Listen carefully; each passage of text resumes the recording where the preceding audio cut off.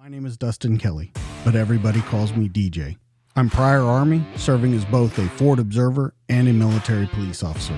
I've spent the last 14 and a half years as a police officer and detective in a large metropolitan police department. Two things that I've learned throughout my career.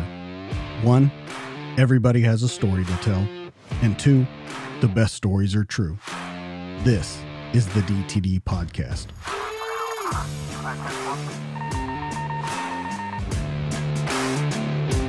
Guys, welcome back to the DTD Podcast. This week, Clint Emerson, Navy SEAL, author, spy, just an all-around badass. Let's welcome him into the studio. Clint, how are you? Hey, how's it going? Thanks for having me. That absolutely. Intro is that's nice, real nice. Thanks. You're so welcome. So I want to get right into this because, like I told you before, there's a lot to unpack in this, and I want to start with your book, The Right Kind of Crazy. You took this book on and everything that I've read in it, and it seems like you kind of just wanted to put out your story. I've heard you in a couple other interviews say it's not really about other guys, it's about your kind of journey through life. What gave you this idea? Was it that you saw a lot of people writing books, or you thought that this story needed to be there for posterity, or what was it that brought you to that? I mean, honestly, my editor, after 100 Deadly Skills success, he was like, dude, you should do a memoir. You got great stories to tell.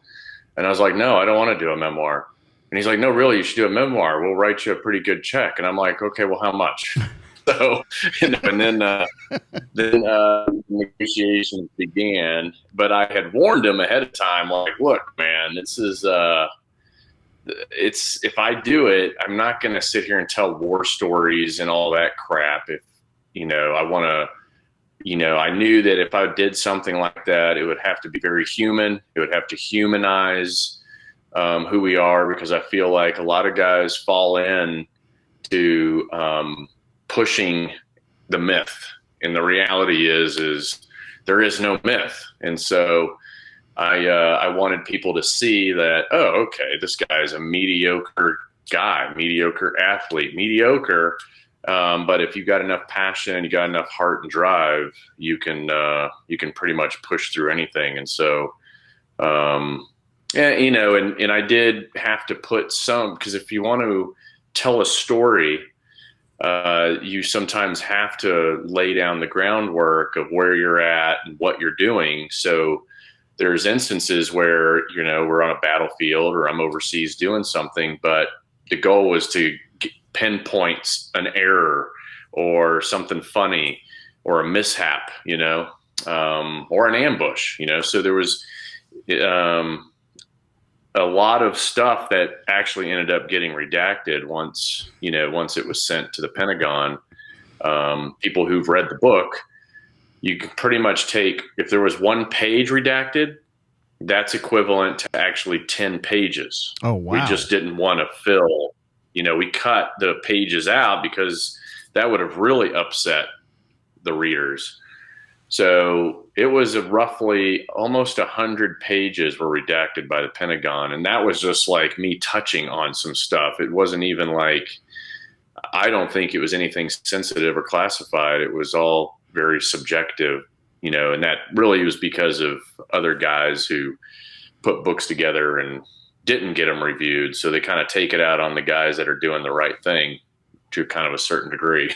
So anyway. You seemed pretty happy about all the redactions in there, not only in the print book, but also in the audio book, which you narrate. So you seemed very happy at the redacted pages. I want to talk about that. So you bring that point up where you didn't want to do a memoir. You pointed out some guys that have maybe done it the wrong way, maybe done some things. There was a recent news story, I think on CBS, where they talked to some active duty and some prior Navy SEALs that were saying that they kind of wanted all this to go away. They didn't want people talking about it, and they didn't want any more books written. They didn't want any more movies. What is your thoughts on that? Because I think you yourself ride that line very well. of not being boastful about it, not trying to really cash in on it, but letting people know that you know what you're talking about. Yeah, it is. It is tough because you want to maintain the respect of your peers and, you know, a community that you devoted. For me, it was, you know, 20 plus years. So, but I also, I mean, so first, I was one of the guys in the squadron space that would see or hear about, you know, a team guy that gets out and, you know, does something Hollywood or a book or whatever. And I was motherfucking that guy all day long. But then I got out and, you know, you get presented a whole lot of stuff that it's, that boils down to your future. And so Uncle Sam isn't going to look out for your future. The guys that, you know, want to talk trash about you are not going to look out for your future. No one's looking out for your future except for you. And so you have to like make that decision, you know, how do you want your future to look and what are you going to do? And so I tried to be very gentle with a lot of my decisions and make sure that they fulfilled what I wanted to do and who I wanted to become. Because if we all live long enough, you know, that service to America is going to be a quarter of my life, you know, or less, hopefully. And so you got to create a new identity and you know, make some things happen for yourself. And so when it came to books, I was against them. But when I was presented a more logical approach, like, hey, you don't have to do, you know, a tell-all. You don't have to do anything that pushes, you know, either your personal limits or the limits of the community. You can do something cool and fun, and, you know, and let it help with your branding. And that's what it boiled down to, is like, you know, a book is the best marketing platform you could ever do that you don't have to pay for. And in fact, you get paid. And so, you know, once it was kind of presented in logical, rational manner, you know, you tend to start to forget about all of the what really boils down to reputation management for a community that you don't belong to anymore, you know? And so that's, it's still to this day will bug me from time to time, you know, but, Right. you know, you don't want to, you know, be that guy. But the reality is there was a lot of guys that did it before me, and there's going to be a lot of guys that do it after me. And I just try to make sure I stay in the lane of emergency preparedness, crisis management, and giving people good skills that can hopefully, you know, get them out of a bad situation. And so that was the lane I decided to stay in. And of course, you're going to leverage your 20 years for credibility. Absolutely. But that's about it. And then once you create your new identity, then you just drive on with it, you know? So now I don't really look back at all that and worry about it. But when I was first getting out, you know, I had a hard time with it. But now it's 5-6 years later, and I'm like, okay, you know, I'm not doing anything wrong, but you sure feel like it at first.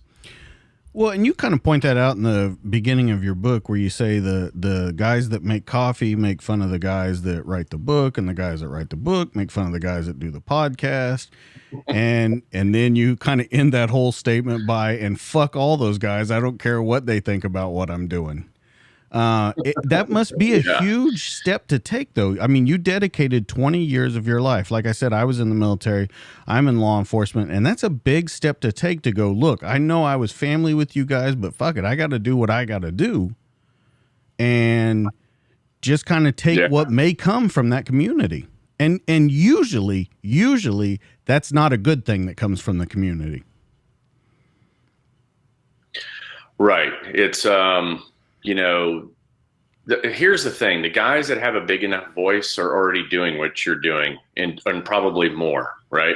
So, I'm talking when you talk about social media and all that, if they have a big enough following to say something, and the reality is they're already doing whatever it is they're bitching about somebody else doing. But once again, I've pointed out in the book, our community is kind of like, You're going to always, no matter what you're doing, you're going to have half the guys that love you and half the guys that don't like you.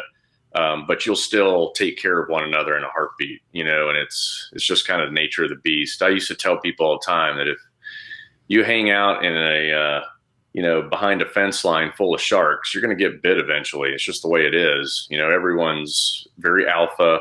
They're in a job where it's required.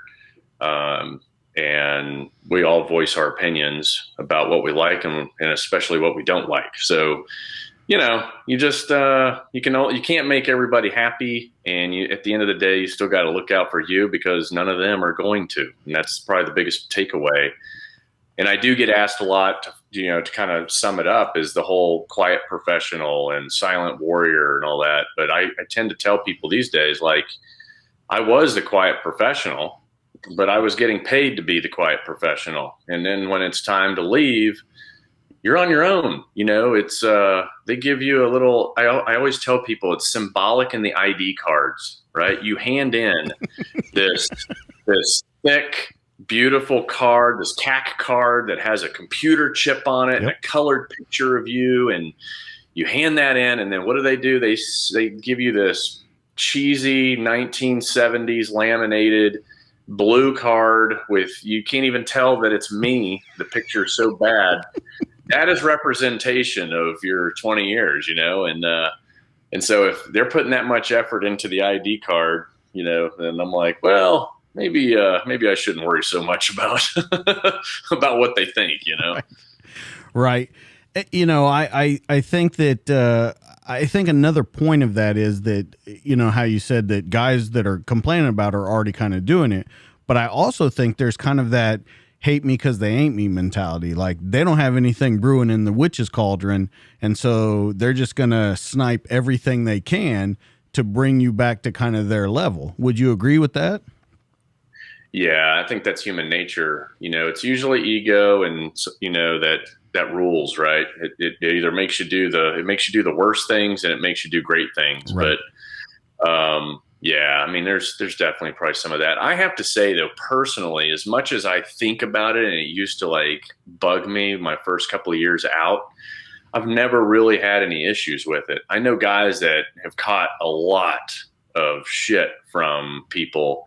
But I guess it's kind of it just depends. It depends on the guy, it depends on what he's doing, and I try to stay somewhat conscious of that kind of stuff, with everything I've been doing. So hopefully, if they don't like me, that's okay. I'll still help them out if they need it. Right. Well, let's get into the book. And the first thing that stood out to this book, and by the way, excellent book. It's hilarious how you narrate it. I don't think anyone else could have narrated it as you narrated it. It's a very dry sense of humor, and it kind of pushes the points through that I don't think a lot of other people could. The thing that stood out to me, and I think the most interesting part of the book to me, was your dad. And the story of that is crazy in and of itself. But then you tack in the race car driving and your little brother coming to live with you and the sudden oncoming of death with your father and everything like that.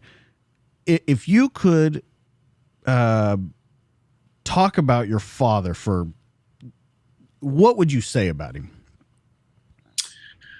Oh, man. He, I mean, to this day, still the smartest guy I've ever known. He is like Trivial Pursuit, right? Remember that game? Absolutely. Like, he is that guy. Like you take any box of those cards and he'll already know all the answers. I mean, it used to be our entire family versus my dad playing Trivial Pursuit. You're talking a dozen or more brains versus his, and he would still crush us at that damn game. But just, such a well-rounded guy in every aspect. But you would never know it. I mean, he was just a all-around good guy with the same kind of dry sense of humor that I inherited from him. And but he was also, it wasn't until I got older that you start to kind of really see your parents, um, and it's unfortunate because I just started to see him as like, oh, this guy's kind of been around the block a couple of times with some shit, and after SEAL training, I remember him telling, kind of alluding to certain things like, we're going to have to sit down and chat, someday. But we just, we never got to that point where he could tell the stories that he had to tell. So he was a bit, if I had to sum him up, I mean, one of the smartest guys I know that was still a bit of a mystery to me. I think the best part about him is that's your stepdad, but he always treated you as his son. And there were numerous points just inside the book, so I'm sure there were many others on the side that he could have walked away and been like, I washed my hands of this, and he never stepped away from you, ever. Right. And he always made sure he always made sure you had that rock there. Yeah, no, I'm a divorced guy, right? And now I can really put myself in his shoes to a certain degree. For a kid in college, working full time student, then to take on this woman and her kid, and at the time I was probably 2 or 3 years old, and just kind of go all in like that. I mean, dudes don't do that anymore, so right. It's a different world, and it's a super honorable trait about him that, I definitely admire, both as now a grown up guy, divorced man. And then also, even once I found out as a kid, and as you get older and older as a kid, you start to realize, wow, I mean, this guy, he doesn't have to do the things that he does for me. Right. He didn't have to do anything. Just probably one of the funniest, I think I put it in the book, great story. My mom, she was a bit of a troublemaker. And so, when they were first dating, she didn't tell him about me. Right. Right. And so anytime he'd come over to her apartment, there wasn't anything that suggested she had a child, and she'd take the pictures down. She'd hide the toys. She would go through great lengths so that she could keep this man in her life. And then finally one day she's kind of like, I got to tell you something. He's like, what? He's like, I have a son. And he's like, don't you, I know that. I've seen you driving around town with a car seat in your car. And, this kid in your car, I mean, it's a small town. It's, at the time, Denton wasn't that big. Right. And so, and he worked at that Howdy Doody that just closed down all the way up until about probably a year ago. And she would come in and work him over, and of course he fell for it. And so, but yeah, she tried to snow him on not having kids. And then when she finally fessed up, he was like, yeah, I know, I've seen you around town a bunch of times with a kid. It's pretty funny. There's a couple other things. So you go to Saudi Arabia. Now, there's a couple things that kind of stood out to me about Saudi Arabia and you. You talk about, now I've heard you in interviews say that you learned that it's different cultures and stuff as you were working as a Navy SEAL and stuff, but and as you worked as in the covert stuff that you did, but you seem to not like Saudi Arabia very much growing up. And it seems like that drove you a lot in the beginning of your career. And yeah, I tend to compare it to today's, combat operations that, obviously have been going on for 20 years. And if you've been in and out of those countries enough, I started to see myself. Right. And okay. I kind of try to do this comparison. I remember looking at these kids in Iraq, and they look at us like they hate us, right? They do hate us. And it made me realize a little bit of like how I grew up in Saudi, looking at the Saudis, hating them because of how they would treat us or treat my dad or whatever. And so you start to kind of realize that, well, wait a minute here. If I grew up with that passion, with all the opportunities in the world, right? I could be a lawyer, I could be a doctor, but that passion kept me on the path of becoming a SEAL, where I'd whisper under my breath, I'm going to come back someday and kill these fuckers, right? You can only imagine when you have all those kids over there who for 2 decades have seen us, looked at us, and hate us, but you look at their opportunity, and there isn't really much other than to radicalize and want to come back and kill us someday, so it's it's a horrible cycle that could potentially just continue to happen.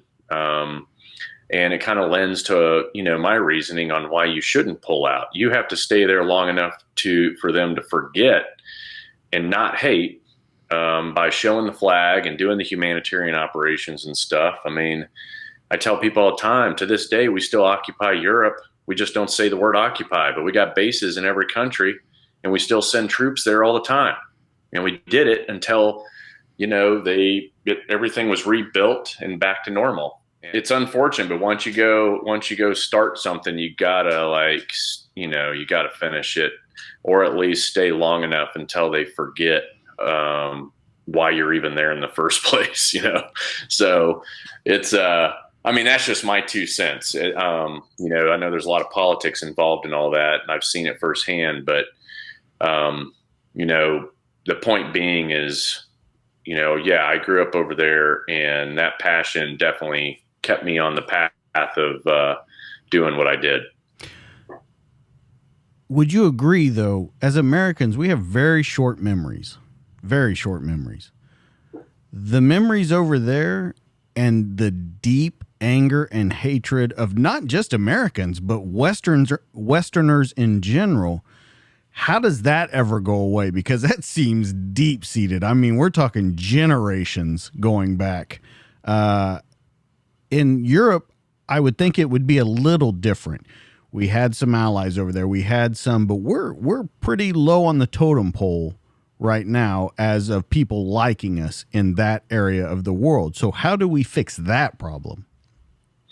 Yeah, no, true. I mean, we were heroes in World War II and in Europe, and, we're basically, villains in Iraq and Afghanistan. So it would take even longer to try and basically win the hearts and minds of those kids. That's really the ultimate goal. The minute you can get a couple of generations of kids going, okay, they're not so bad after all. Okay, I kind of understand why they came in the first place. Okay, that what they were doing was not just for the greater good of the United States, but the greater good, for Iraq or Afghanistan as well. You just go back and look at combat operations versus humanitarian or diplomacy.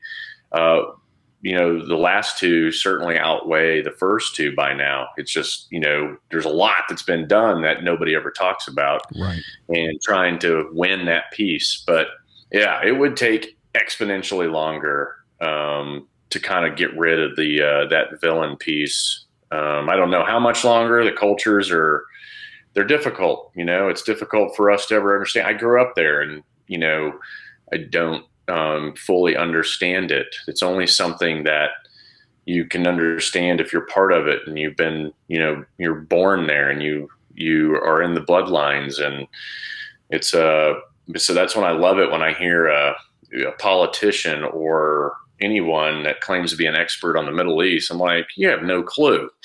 Like it's a tough, you're talking centuries of how they do things. Absolutely. And why, and we're never going to really truly understand it. So it makes it tougher. With your father over there, was there anything that he taught you? Because from reading the book, you showed it on your face a lot over there. What was it that he taught you that kind of got you through it until you came back here to Texas? Oh, let's see. I mean, my dad certainly, I knew him as someone who had a temper, right? Mm-hmm. He could definitely flip the switch. And when he did, it was, you knew it. But I think over there, you get briefed when you come in that country that the father is responsible for all the family's actions. If I do something wrong, he's going to pay the price. But he also knew that if he did something, and I think, the times that I would see him frustrated, I could see it in his face, but he wouldn't act on it. I think that patience piece, when you're kind of up against all the odds, right? Just be patient and don't do anything stupid and just get through it. I saw him do that several times where he would just, swallow that, whatever it may be, patriotism, ego, or just getting mad because the hierarchy, just a little example, that always stuck out to me as a kid is the hierarchy. If you go shopping or you're at the souks, the Muslim men come first.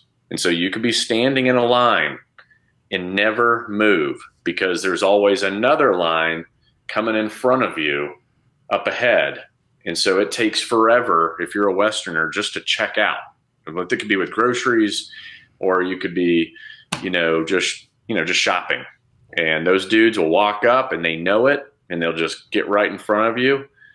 And there's not too much you can really do about it, even though you really want to, and I can see it all over my dad's face. He would have loved to just stomp their heads in, but he's like, just shake his head and just kind of sit there and take it. I'm sure that taught you kind of a quiet, kind of, the story about the two bulls looking down, and they can run down and get one cow, or they can walk down quietly and get them all. I think you might have learned that from him. Yeah. Yeah. He seemed like a great guy. Now, my favorite story of your father, though, is when you come back to Texas. Your mom becomes a race car driver, leaves. She's back and forth. But I think the one that I laughed the hardest about was when she came back and she told him, I need a swimming pool. And he put in the swimming pool. And then I know. He loved that woman, I tell you. She would come back, and I mean, God, when you're living in Saudi, you're making good money, right? You're working for Aramco, and they pay really well, and so he was able to save a fair chunk of change. And they, if I remember right, they were one of the youngest couples over there. I mean, yeah, because he went right after school, right? Pretty kinda. He was teaching, and then, but if I was in second grade, I mean, they were in their early 30s, going to Saudi, and but yeah, we get back, and he had probably a fair chunk of change, but man, my mom would come, and I saw him write $20,000 checks a couple of times. Just like, what the? Even as a high school kid, and her coming and going the way she did, I was like, Dad, what are you doing? Like, But then, but the swimming pool part was, that took it to the next level. And I don't mean to laugh, but I just how you explained it, you're like, she came home and said, I'll stay if you put it in a swimming pool. And he's like, done. They start digging a hole, gone. Yeah. She was just as unique as he was. He seems like a great guy. The last part about your dad that I want to talk about is, and it was very kind of heartbreaking to me. So you go through all this, you become a SEAL. They come down there to see you on, it's like a presentation day, we called them field days in the Army. I guess that was kind of what it was there, where you just do presentations and show what the abilities are. And he goes out, and he's gone for a while, and he has a heart attack. And it's got to be devastating. Just how you talk about it in the book is devastating. So you, as this man, now you're a man, and you're looking at this guy who's been the only one that's been there for you your whole life. Do you feel lost?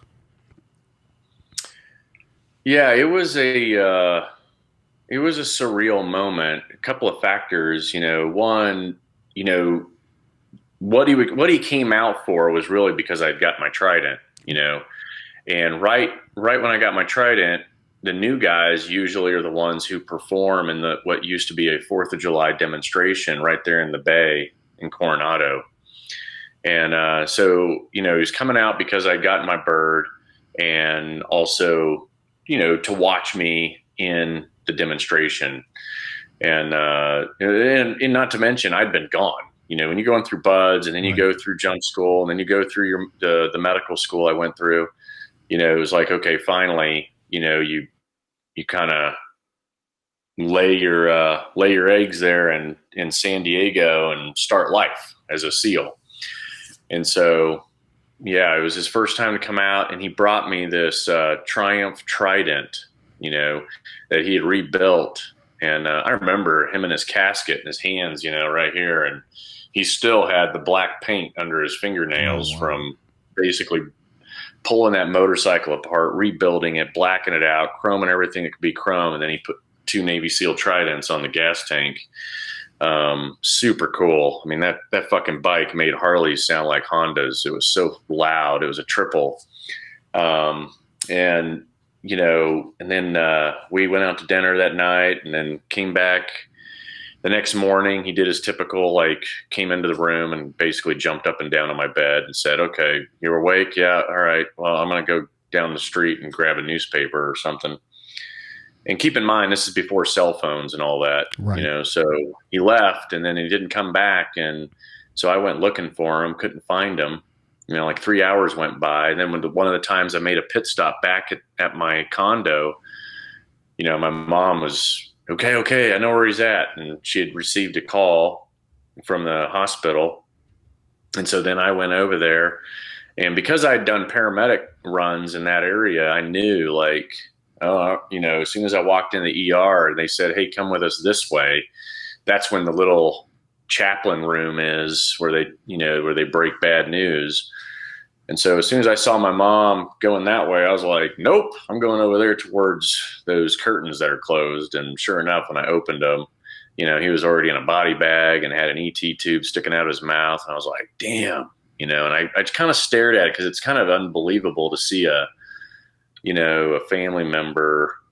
You know, you usually don't get to see him that soon after Right. something. So I felt like almost like I just missed him. You know what I mean? And then having gone through all paramedic stuff and all the, you know, trauma training, I was also like, if that would have just happened in the damn condo, maybe, just maybe, because of his age, we could have kept him alive until, you know, paramedics came in a timely manner, right? He laid in between. He was crossing the street, and he was laying, and basically, as he crossed the street, he passed between two parallel parked cars, and it was right in between those two cars that he collapsed, so nobody could see him. Well, actually, the only somebody thought they heard someone yell, and it was a woman that lived in a condo like 3 stories up, and she was doing her hair, and she looked out the window, but she couldn't see anything, but she thought she heard something.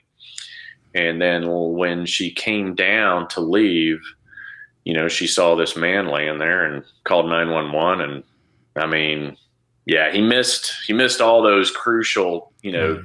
he definitely missed the golden hour, but he probably, for, you know, when you talk about cardiac arrest, he missed, you know, you got to be on that quick, you know. So anyway, it was, yeah, it kind of sucked. I mean, I kind of look at, I've lived 1 year longer than him at this point. I kept looking at the age 46 and going, well, I hope I make it to 46, especially in the SEAL teams.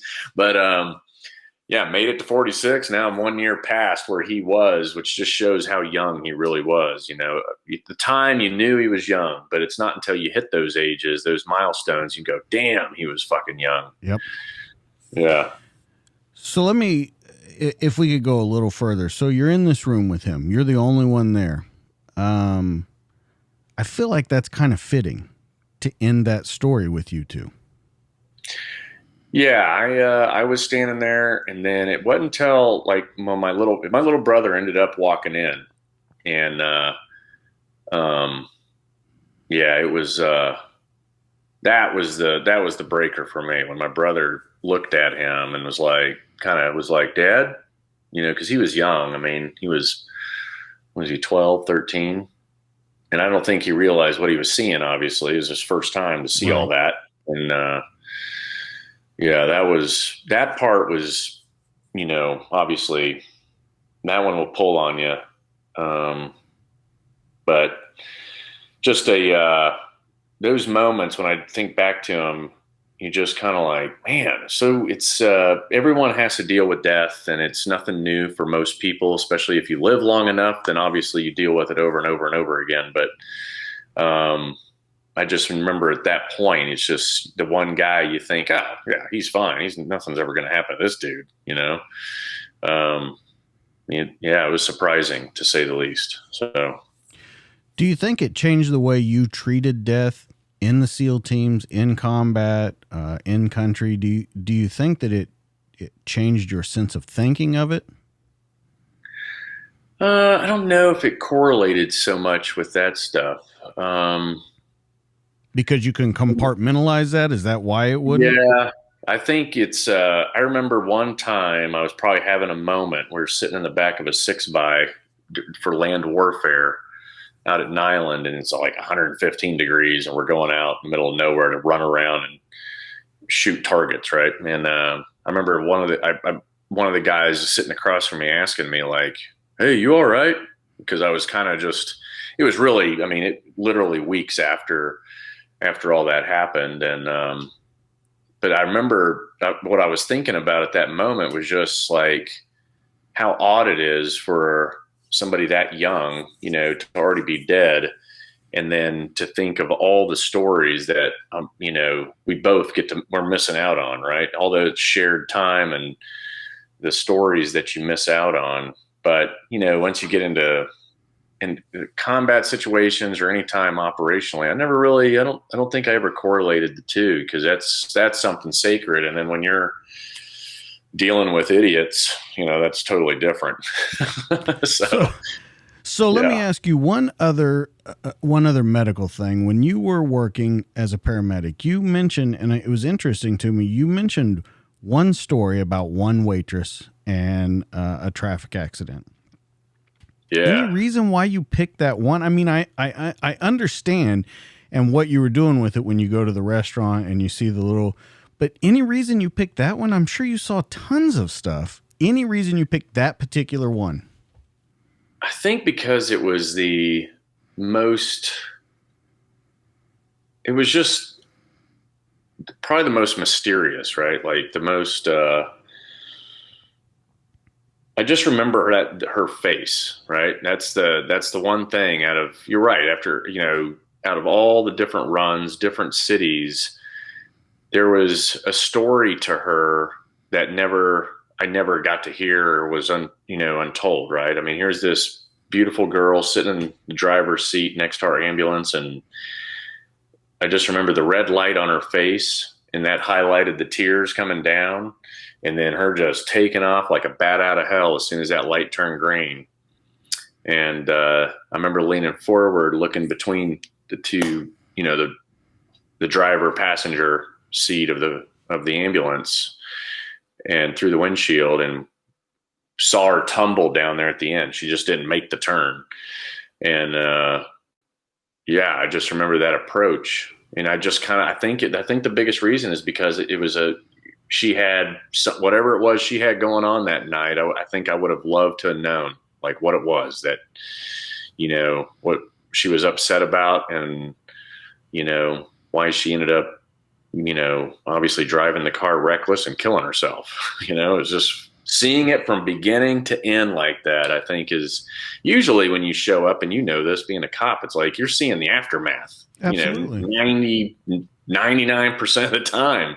It's the same with paramedics. It's very rare that you're seeing the whole thing happen right there in front of you, So we move through, you become a Navy SEAL, you become a medic. We won't even get into the medical stories that you put in there, because you did put some ones in there. Mostly they deal with fecal matter and compacted people. So we'll let the people read the book and hear those stories. But if I could suggest, I hope they listen to the audio version instead of read it, so that they can hear how you describe what's going on. You do it. Yeah. You go over to the Middle East. You talk about kind of testing yourself in combat. You guys go out. Well, you go out and you're in a stack waiting to kind of with a large group. You're waiting to go into this city the next day, and then an ambush happens, and kind of all hell breaks loose. And one more time, as I'm reading it, it was how you pointed things out, and that's what I liked about the book through the whole way. You talk about this big firefight and taking these people out, and maybe some people didn't do their job or whatever, but then you have these boastful people that are saying, I took that guy out and this and that. But you make sure that you point out the guy that took that guy out for sure was the one that put it in his head. Yeah. And so I wonder, when I was reading that, I wonder, what was your approach over there? Because you seem to have taken a different approach. Like, yeah, we just did this, but who the fuck knows who killed the guy, and who knows what made it happen and why it happened. We just have to get the job done. And then you have these other guys that are coming in and going, yeah, we just fucking rock this place. And it always seemed to me in the book like you were like, what the fuck are you talking about? Just do your job and shut the fuck up and let's move on. Yeah. Yeah, it was, I mean, so first, I mean, being a part of like real combat, right? I mean, that is when you're part of the initial push with, whether you're, with or in front of the Marines or with or in front of the Army pushing north through Iraq.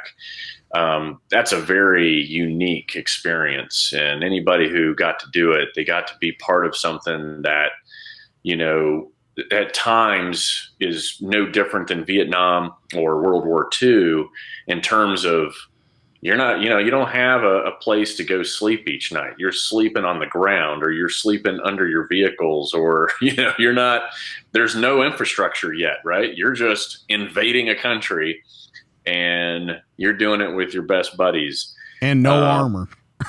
And yeah, obviously, yeah, we didn't have crap.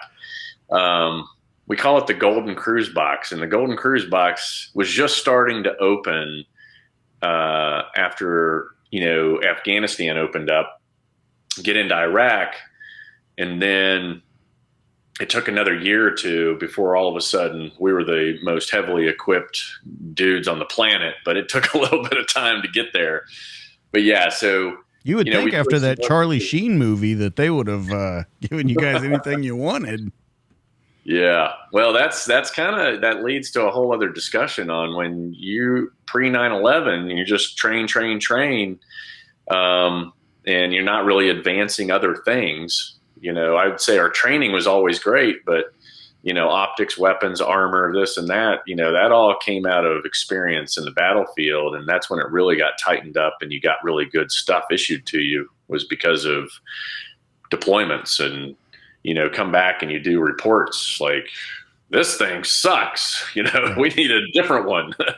Or, green tip is flying too hot. It's just passing right through the guy and nobody knows they're even being shot until you put 15 rounds in them, So it wasn't until stuff like that you go, oh, we need to make things better. But yeah, we got in there and, and you had a lot of first time stuff, and it was exciting, and guys were excited because, like any soldier, war is the pinnacle of your career. If you don't get to go do that, then you feel like your whole career was a waste and all you did was train. And trust me, there was a lot of guys that's all they did for an entire career as a SEAL was train, and they may have gotten lucky and got to go do something real world once in their 20 years, right? And here we are.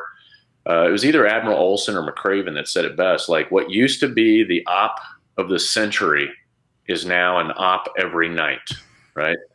And it was so true because, every night or sometimes twice a day, you're pulling off these feats of crap that you never would have thought, that you would have been privileged enough to be a part of. I mean, it was just so cool. But to be part of that push was definitely a unique experience. And it's not like going and hitting a target. You go in, hit a target, and then come home. It's you're in it, and it's 24/7 until it's done, until somebody tells you, okay, it's time to go home.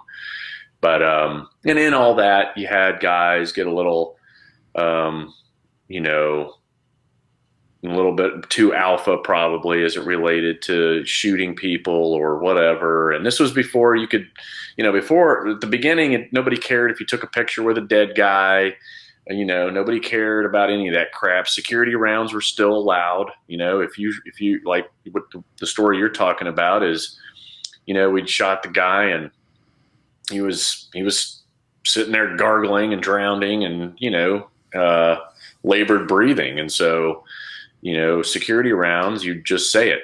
You say it out loud, security round, and then boom, somebody puts 1 to 2 in the head and calls it a day. And so, yeah, there was a lot of debate about who shot what. And it was just like, to me, I was just like, what are you talking about? And I was in a leadership position too. So, I was trying to just eliminate it. Like, shut the fuck up. No one did anything. It's a group effort. And anytime snipers really the only ones that can claim anything. So, it's, you get and sometimes into they can't even claim. Yeah. Yeah. You get into it, whether it's a room in a house or you're out in the middle of nowhere and you got you and your buddies all shooting, then it's very difficult to say, I, me, I did that, and that's what I was pointing out in the book, because everyone forgot it was the guy that did the security rounds that actually finished that story, right? Security rounds of the head. That's it. End of story. It doesn't even matter what the hell everyone else is talking about. So, yeah, anyway. There's a difference with you and some of the guys that were over there, though, because you had a little bit different scenario going on back home. Not only were you brand new to combat, but you also were fairly new with a bride, and your little brother was living with you at the time, correct? Yeah, he came out, so you can imagine. His dad dies at a very impressionable age, and he started acting out back home. My mom couldn't handle him, so I went home and was like, "All right." Didn't even tell him. I just picked him up at school, and we drove to San Diego. This is from Texas, and he was just kind of like, "Where? What's going on?" I'm like, "That was our turn, man." Yeah, and brought him out, and there was a point of contention in the marriage because I really didn't, ask. My wife at the time, I just kind of told her, like, I'm going to do this and I'm not going to let this kid go and ruin his life and go off, the wrong way. And I kept telling her, you would do it for your, brother or sister, right? I mean, this is what we do for family. But regardless of whatever my argument was, whatever her argument was, we just didn't agree on that. And so, I brought him out and, there was a deployment. It wasn't the initial push, but on one deployment, he was smoking pot and, hooking up with chicks and, just going a little crazy, what was he? I think you said he was 15. I think that's what you said in the book, that he was 15. 15 going on 16 at the time. And I was standing on the deck of the USS Cole and I'm on a satellite phone, right, yelling at my brother, like, stop being a prick, listen to her, be home at the curfew, stop being an idiot, just please, just to make our lives a little bit easier, I need you to just be a good boy for right now until I get home.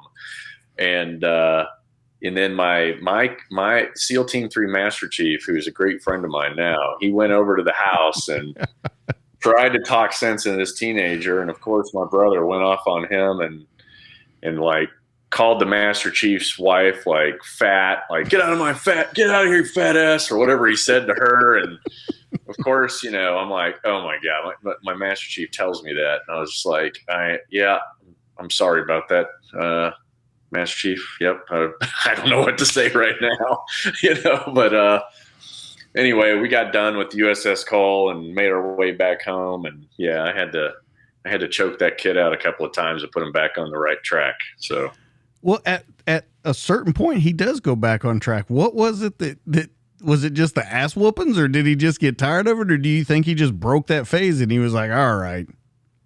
Yeah, I think part of it was, a little bit of the ass whoopings, but I think he just kind of realized, we're really close and we always were. And so it was real, I'd always point out to him that, hey, look, I get it.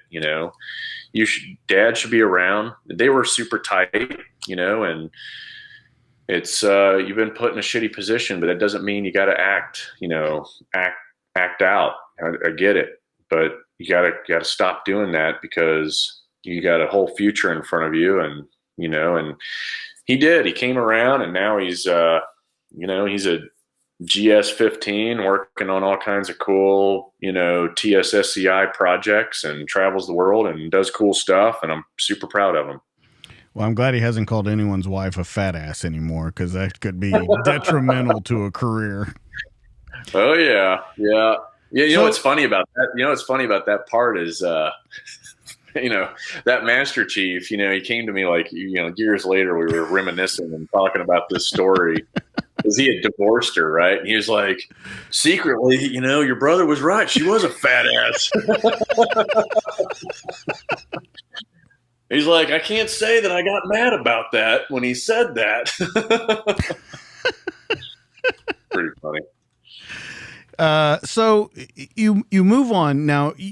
You talk about kind of never being able to really, I don't know if the word is embrace combat or able to do over there, and you're briefed by your chain of command and they're asking, hey, has anybody got anything? And you're like, hey, this was our chance. We think we were robbed of it. You did it in a better way than your partner did, and some other people, but you told him this, and then that's what kind of set you on the path to go off on this covert stuff. So let's say that never happens and you do as much battle as you can possibly handle over there. Do you still go that route, or do you stay kind of operational? And I probably would have stayed.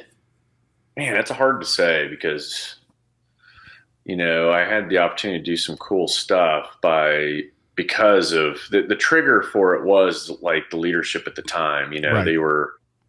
It was to keep it simple, it was a bunch of dudes coming out from their cubicles, and now trying to manage combat, which they'd never done. And I give them that. It's new. But they were, handling it, they were armchair quarterbacking, at the highest levels. And so it was frustrating at times, but the frustration is what made it easy when I was presented, hey, you want to try something new? And I was like, yeah, sure. Let's see what this is about, and if we had been just rocking and rolling from the very beginning, I probably would have just stayed in it, to be honest with you, because that's what it's the thrill, it's the risk. All of that is what you live for. Or I always tell people, like I get the question about racism in the SEAL teams. It's real easy. There's no racism. It's not a whole bunch of white guys because it's a whole bunch of white guys picking white guys. It's a bunch of white guys because white dudes are the only ones that do crazy, stupid shit. If you look at serial killers, if you look at NASCAR, if you look at the X Games, if you look at the SEAL teams, yeah, they're all like. I don't know if I like being compared to NASCAR and serial killers, but. But the point being is it has nothing to do with color. It's a bunch of damn crazy white people that just do crazy stuff, but it's but yeah, I mean, that's the key is we want to go do that stuff. We're chomping at the bit to go do something great, something cool that will satisfy whatever it is for the day or for the night. That's really all it boils down to. And so if we were able to just do that, from the beginning on a regular basis without all the, a little bit of, just leadership issues, I think, I probably would have stayed in it. So let's go over into that career for a little bit. And I don't know how much you can really talk about that career of certain things, but what was it about that career that you were like, this is pretty badass? I think a couple things. One, when I was brought over, we were basically working directly for our admiral, and so that had its own kind of privileges, right? And they were like, you're not wearing uniforms anymore, and here's a badge that basically allows you access and do things that equivalent to like a GS 15, and we're enlisted guys. So and then another part of it that I liked was that we were kind of just, hey, figure it out, which is what the SEAL community really is all about. We really do go and have that freedom as operators to go and figure something out, build a program, build the better widget, whatever it is. It's very loose inside the community, mainly because the enlisted kind of run the show, and so it came with a lot of flexibility to build something new. And then that's when I found out, like, oh, and so that kind of opens the door to creativity. Now, if we're going to be building, well, then now I can put all that kind of creative and all these different thoughts and processes in place that could help be the foundation to build upon. And anyway, I always tell you, don't talk around stuff, but I find myself going, okay, don't say the wrong word right now. We'll redact it. So I didn't say anything wrong, but it's just so. Let me ask you something, Clint. Let me go back for real quick. So, do you think that's what you were missing in the SEALs then? No, because it's a different kind of. I think what's missing is when you go to the SEAL teams, they're already there. They're already built and it's already in place. This was something new and 100% different. And so, and the Admiral had an idea, he had a plan, but he just wanted us to execute it. And basically was like, just go figure it out and make it happen. And that's kind of a cool place to be, and so a couple of us did just that, and we built a program, but the program required deployments, and then you would take the lessons learned and put it back into the program, and then you'd go deploy again. And before you know it, years go by, and they were, standing up commands that now run all of, not just what we built, the training we built, the missions that come with it. It was pretty cool. And then from there, I just kind of kept moving kind of further down that hole of the covert clandestine world. And then just got to be part of some really, unique stuff that, not many other guys got to kind of break ground on. So I think that was the key, is being able to break new ground on something. It was like a puzzle, and you get to, okay, now figure out how to put it together, and there really is no way to put it together because it's never been put together before. Right. It had no real solid direction. And then, which allowed us to kind of navigate, based on, at first it was based on operations. And then once we started building a reputation, doing certain things, then before you know it, you got the attention of like national level stuff saying, hey, we know that you're capable of these things. Now can you, do that for us? And that's kind of like when you've made it, right? It's like, whoa, this is like the big guys now asking us to do this stuff.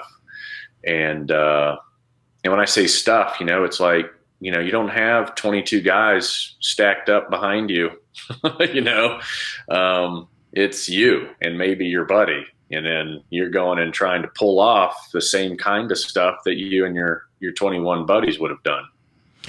Well, and I think the difference there is that you really kind of learn self-sufficiency and not necessarily a teammate, but definitely an Overwatch. You really have to, and I would say even more, and I'm saying from a little bit of my experience, and I won't go into that, but you almost have to trust them more than you would trust those 22 dudes standing behind you, because it's you and them and your nuts on the line, and that's it. Yeah. There was moments when, it dawns on you that, oh, wait a minute, there's like zero assets supporting me. Nothing. And, but for me, that was cocaine. I was like, man, this is it. This is cool. And your celebration when you'd actually I'd go out, do something and come back was like, if I was lucky, a hot shower. That was my that was like, yeah, hot shower in a shithole. And, okay. And you pat yourself on the back for a little bit and then. Yeah, because really, I mean, if we're going to be honest, no one else gives a shit. Right. Yeah. The job's done. We're done with you. No one gives a shit. Move on to the next one. Right. Yeah. It's pretty much. And, and I almost treat myself like that. Right. I'm like, okay, you did a good job, but fuck off. Right. Move on. And then that's got to be that's got to be an odd few minutes in front of the mirror. Yeah. But I always equate it to the shower, because by the time I dry myself off, I was done. Your celebration is done. And then, your game face is back on, and because it wasn't over until you're back home in those types of situations, right? You could go out and do something cool, a couple of nights in a row or whatever. But it really wasn't until you were out of there, right? And you're back home safe that you're like, okay, yeah, now I can kind of let my guard down a little bit and go, whoa, that was pretty cool. When is the next trip? Let me go sign up. You ever worry it'll follow you? Anything? You mean in terms of like bad guys knocking on the door? Or? Maybe. Or yeah, just, stranger things have happened. Yeah. Yeah, I mean, we had some, when I was on the East Coast, we had the FBI sending us credible threats, right? When you're part of a command that's, killing Osama bin Laden and a lot of other really bad people, it gets threatened. And we had, FBI guys either sending us, intel, or they would come and brief us. And so you got to the point where you're like, whoa, this shit really could follow you home. Now the odds are, you always kind of thought about like, well, could they? But the reality is yeah, they could. I mean, and it's not going to be us, right? We're kind of the hard target. It's going to be our families. And that's when you get that, when you start to think, oh, wait a minute, if they were to come to Virginia Beach and stay for any amount of time, it doesn't take long to figure it all out. And then once they figure it all out, that means, okay, now they know where we all live, and it's not a big area. Schedules, all that kind of stuff. Very easy to get onto. And so there was tons for a while there. It was like on a regular basis of possible surveillance or possible this or and it got to the point where you're like, everyone's already packing heat, but you are not taking it for granted any longer. Right. Yeah. So about the, I watched you on a video. It was called A Night with Clint Emerson. I thought it was going to be a way different video than it was, but you're speaking to the Spy Museum. Now, this is where it gets confusing for me, so you're going to have to kind of clear me up if I say it wrong. You're one of the only military people that's ever been inducted into the Spy Museum or the Spy Hall of Fame, or I didn't really get what it was, so you're gonna have to explain it a little better than I just did. Yeah. So yeah, it's it's a longer probably story, but the short answer is when I was in, I spent a little bit of time at the NSA. And when I was at the NSA, I ended up being introduced to, several guys, directors and some of your higher ups. They were, they're privy of everything that you do or have done. And, they're giving you, awards for it, and all kinds of kind of kudos, most of the time, kind of like the behind the closed door type penning of a medal or something like that, and then a lot of those guys become board members on the Spy Museum. The Spy Museum is very serious about holding on and remembering the history of espionage and all of its technology, the missions, the people. And so, they because there's people on the board that know certain things, it made it easier for them to go, hey,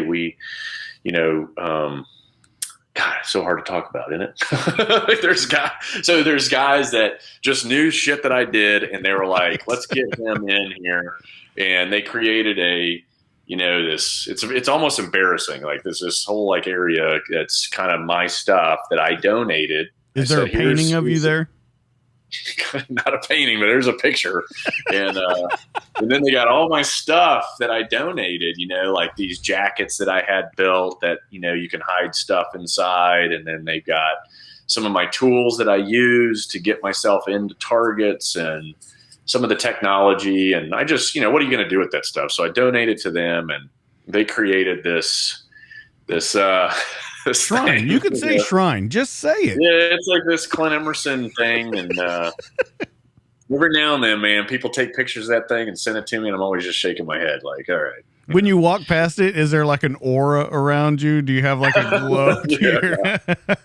Yeah. I mean, it's cool what they do in there, but that is like, yeah, it gets. Other people like to leverage it too, and I get it. It's cool, and I'm honored.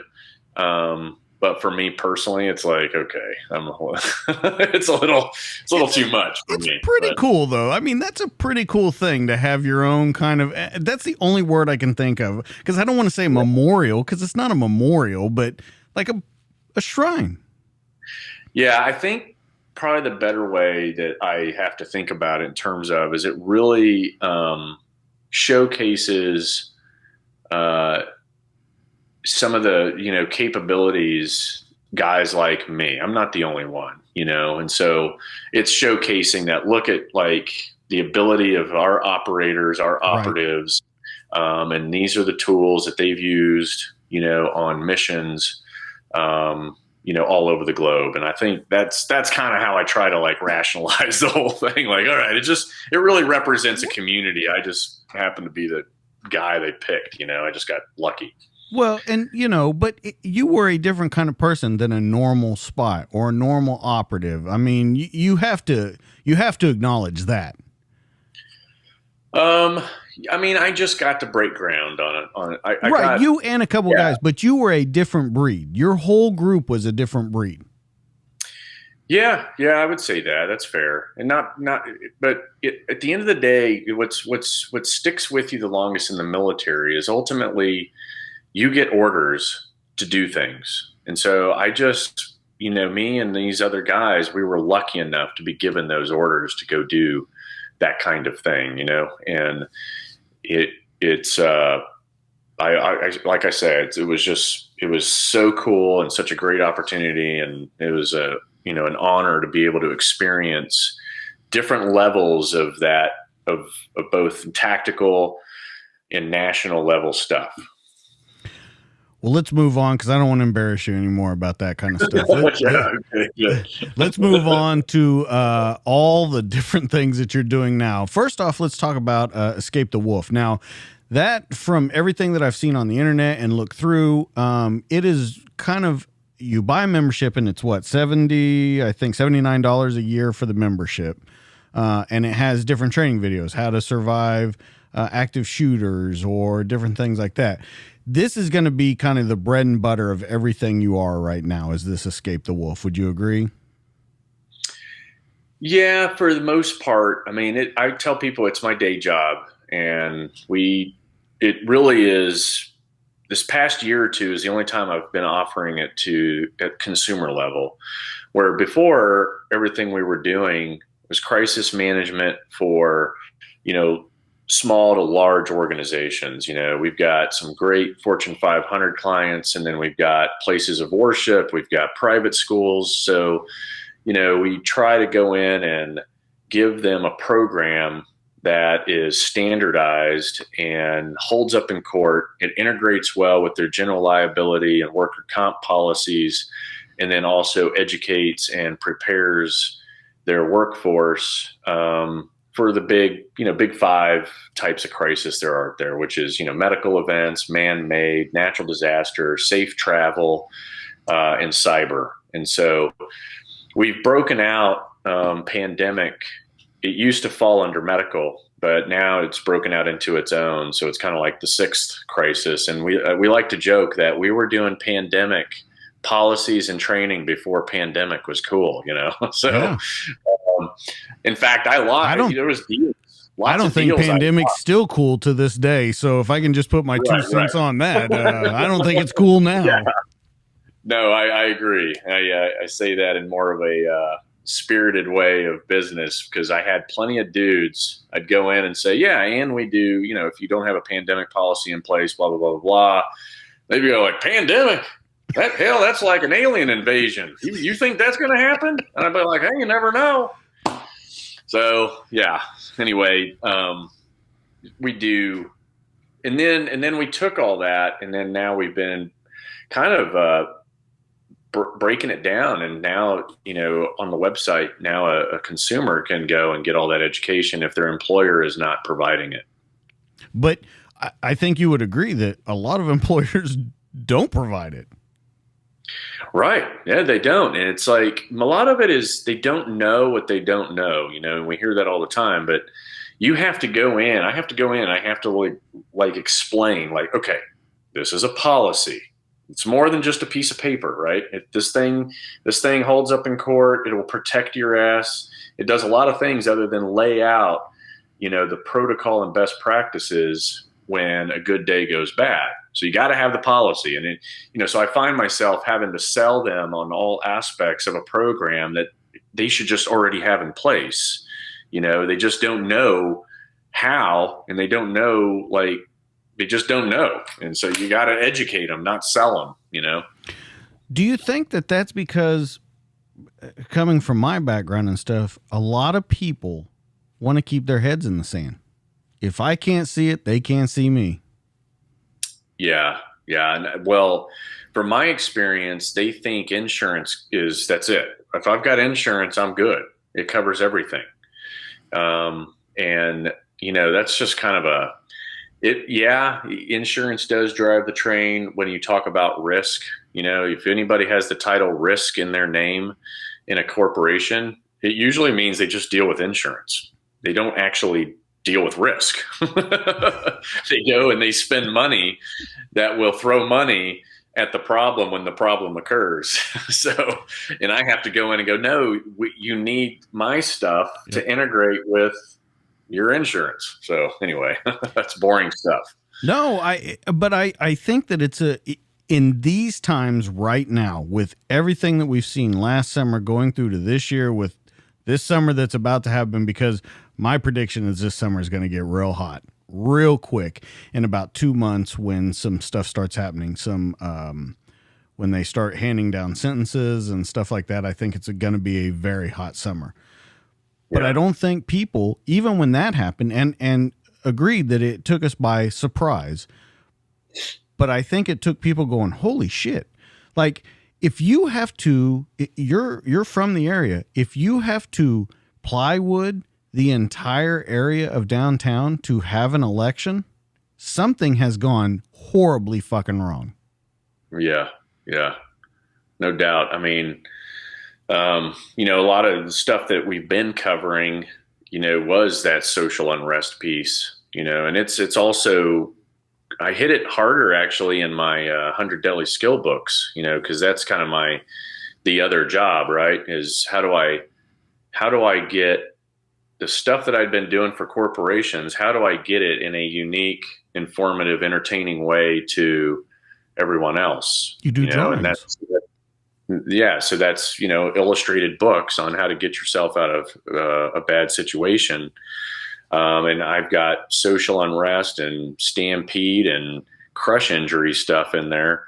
That we've learned. Hey, what you thought would only happen, overseas or at a soccer game in Europe, when the losing crowd decides to just go crazy, it can happen right here down the street, and so you got to know what to do, even when you think you don't need to know it. Let's talk about 100 Deadly Skills, because it's not only the books, and you have 3 different books, Survivor Edition, Combat Edition, the Puzzle Activity book, and then the Survival Edition, right? Did I say that? Survivor Edition? I think I did. What? Yeah, well, we got the first. Yeah, the first one was Escape and Evasion. The second one is Survival, and the third is the Combat Edition. And then you've got the puzzle book was built and designed to help with the brain, awareness and memory. I'm not joking when I tell you this. I like puzzle books, and I loved that puzzle book. It had some great ones that I had never seen before. Hear, man. I loved it, and I finished a bunch of the book, just passing time on vacations and stuff like that. Now, the one that I really want to talk about, though, is the combat, because you took that one to kind of another level. And if I can go back real quick on these books and in The Right Kind of Crazy and all that kind of stuff, you have an affinity for illustrations and cartoons. You have DC and Marvel people that came in and did. Are you a secret are you a secret comic book guy, or what is it that made you do that? Because it's in all the books. Yeah, it's so one, I'm a fan of like Marvel DC stuff. I think if you talk about characters that influenced me the most, like that original Superman and that came out in the 70s with Christopher Reeves, and like I was at that age where that was everything to me, and to this day, I'll still watch all those damn Marvel DC movies anytime they come out. But did you watch the new 4-hour one? I got to ask you real quick. Did you watch the 4-hour one on HBO? I did. Yeah. Holy shit. It took me like 3 days to get through that fucking thing. I'm not saying it was bad, but it took me a while. Yeah, I probably paused it a couple of times, but I mean, I was definitely just trying to find all those differences that weren't in the original, and there's a ton, right? I mean, it's so cool how I was like sitting there going, wait a minute. So did they film all this first and decide not to use any of it? Yeah, and then that's exactly what happened. They cut it all down because it was too long. And then I mean, I thought it was pretty cool. I did too, and I love his other stuff. 300, Watchmen. I love Watchmen. Yeah, really good stuff. That darker side is what sells me every time. Yeah. Especially Superman was all blacked out. I was like, dude, that's badass. I want one of those fucking outfits. But black leotards. I love black leotards. Okay, so here's my idea. We could get you one of those and put it at the Spy Museum. Yeah, there you go. As long as I can stuff a sock down in there. And, okay. No problem. We'll get in touch with someone. So 100 Deadly Skills, back to that, the Combat Edition. Now, you've gone further than the book. And what I thought was interesting was you traveled around the United States and you met with in my opinion, the deadliest men around. And there's some deadly dudes in there talking to them about stuff. And it's super cool to just hear like Pat McNamara talk about someone's moxie and the will to burn you down and you know, you got Bill on there from Amtech and all that stuff. How cool was it to meet all those guys? Because I've got a couple of them scheduled to do interviews coming up. I'm still begging Pat McNamara, but I don't know. I'll get him sooner or later. But yeah, just what was it like to get inside those dudes' brains? Because more than the combat, just to hear, that's what's the interesting part to me. Just when he says that will to burn you down and stuff. Yeah, no, Pat especially. I mean, I say it all the time. That guy should have his own TV show. Like I'm and potentially he's probably been asked, right? I just don't know. Well, he's got a new vlog out. You know about that, right? What's that? He's got a new vlog out now. Yeah. I haven't checked it out yet because pretty funny. I bet. Yeah. Everything he does is unique. It's original. He's an original guy. His personality is the kind that you automatically, like guys like me automatically go, oh yeah, I love this guy. I don't even need to know. I first minute or two, I was like, I am a Pat McNamara fan, no doubt. There's nothing that's going to change that either. But he is about as solid as they come. He is definitely dangerous. You know, he's been around the block a bunch of times. He, you know, just him being making it Sergeant Major, Delta Force guy. You know, I admire the guy, and he's been out and he's just been beating down doors. But when I've got all the actual interviews I did with them. Each interview is probably 2 hours long, and his is one of the best. His life story, like how he grew up and how he became who he is just awesome. I mean, and I can't think of a better guy to represent that tactical training world than him. I mean, he's I say it all the time. He's like rock and roll, the WWE, and a glass of bourbon wrapped up in the American flag. I mean, he's just 100% personality, but a tactician all the way, you know? So yeah, great. All those guys, I mean, different. They're all pros at what they do. And that's why I knew I didn't want to do another book of my skills or, anything like that. I knew I wanted to go out and find the pros in all the different industries, whether it's hand-to-hand combat, pistol, rifle, sniper, and all the stuff in the middle with knife throwing, the first American ninja. Part of it was because some of those were friends. Part of it was because they were guys I wanted to get to know, and so I was like, well, hell, I'll just put them all into a book and highlight their skills and market the shit out of them because I really don't like marketing myself. So it was once again, it worked out great because of the pandemic. I basically went from coast to coast, 11,000 miles, 16 guys in 30 days, the whole month of May. Like literally today was day one a year ago that I started at John Lovell's place, Warrior Poet Society in Atlanta. He was my first stop, and I was there today filming a year ago. And that's where the show is actually airing, is Warrior Poet, right? Yeah. So yes, it turned in. We had enough footage to create 13 episodes for him. That's on Warrior Poet Society Network. How was Bill? Because that is an interesting guy to me. Yeah, he is. If I had to pick anyone out of the bunch that I would put money on against anybody on this planet, it's Bill. Like that dude. Wow. Bill Rapier, I've known for a long time, and but he has been studying warfare.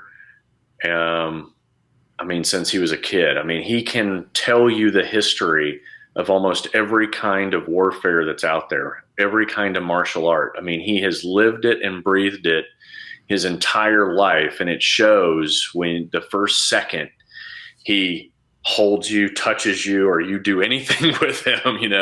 His 50% is equivalent to everybody else's 150%, like it's just, he is a operator's operator through and through. Definitely one of the most respected guys in our community, but also one of the nicest guys you'll ever meet. And that's what I was about to say, like a super quiet guy, like off the grid, just his story is so fascinating to me, just in that sense that there's all this, like you said, the ability to do what he can do, and it's all just kind of wrapped up in a nice little quiet package, and you don't know that if you fucking pull the lid off it, it's going to blow up in your face. Yeah, that guy is scary, right? I mean, he is straight up will, like I said, he would always act on the side of good, and that's where you want to keep him.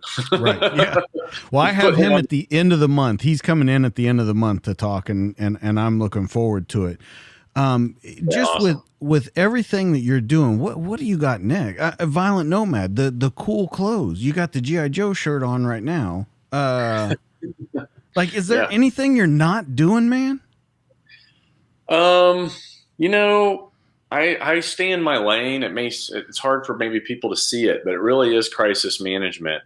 And, 100 Deli Skills supports what I'm doing in the corporate world. The corporate world supports 100 Deli Skills. And then, Violent Nomad is just apparel that came out of the books, because in the books, I don't say Navy SEALs do this. I say Violent Nomads do this. And a Violent Nomad is a person who's self-sufficient, self-rescue oriented, can, basically be good to go alone. And if they need violence, they have the ability to flip that switch when necessary. That's really the Violent Nomad, and that's how I defined it in the books. And then people are like, "Hey, do you have a Violent Nomad shirt?" I'm like, "Well, I guess I can put one together." And now it's kind of just, it's slow. It's not like it's some big, it's pretty deal. Big. It's pretty big. Now, it's picking up each year. It gets a little more and more known, but I don't pay for ads. I don't do, like, my buddies, man, I got a friend that's spending, $40,000 a month on Facebook ads. Right. I mean, I wish I had that kind of money. Yeah. They're doing really, really well. I would market the shit out of myself with that kind of money. Yeah. And I guess that's where I fall on my face, because I'm like, I'm not spending that. It's like, I like Violent Nomad to be, it's still kind of undergroundish, and it's cool like that. You're subtle in your ads. Your coffee mug that changes with the heat. It's a subtle ad. Yeah, it's fun. What are you when this ends? It's good. I think these days that picks up more than a lot that you would think. Because I think people are looking for that, because so many people have, and we don't need to say names, but they have so many of this and this and this companies. They're looking for that one that, hey, you don't have these. I know I got a buddy that got a shirt, and he's a really cool guy. He's and then another guy at work that's not a really cool guy got the same shirt. And I was like, "Hey, bro, that guy's got that shirt." And he was like, "Fuck!" And he put a sweatshirt on and walked out of the office. So he was like, I think it's great what you're doing. Let's tell everyone where they can find you, how they can find you, where they can help you out. Yeah, it's pretty easy. The whole ecosystem is at ClintEmerson.com. So all the links to everything I got going are there, to include the new podcast. But Instagram really is my main platform. I've been trying to be better about YouTube. And that's about it. Yeah. You can just do Clint Emerson or 100 Deli Skills and you'll find me. There's way too much shit out there. And where can they see at the Spy Museum? Where is that at? Yeah, the International Spy Museum is in D.C. Okay. They just opened up a new place. It's the beautiful. Clint Emerson wing, but yeah, right. It's just like a little wall, but yeah, you can go by, take a picture, post it. I won't repost it, So guys, really go check this guy out. If you've never heard of him, which is very doubtful to me that you've never heard of this guy, but ClintEmerson.com, you got Escape the Wolf, 100 Deadly Skills, Violent Nomad. Pick up your books, pick up the puzzle book. I recommend that you pick up the audio book of Right Kind of Crazy, because if you like this interview, that's exactly how the book is. It's dry, and it tells you, this is what I'm thinking, this is my emotion to it, and it's absolutely fantastic. I don't think anyone could have narrated as good as you. If you want more of me, guys, you can check me out on Twitter at DoublespeakDJ, on Facebook at the DTD Podcast, and on YouTube at the DTD Podcast. Remember, the best stories are true. This has been the show. That's Clint. I'm DJ. We'll catch you on the next one. We'll see you guys later. Bye.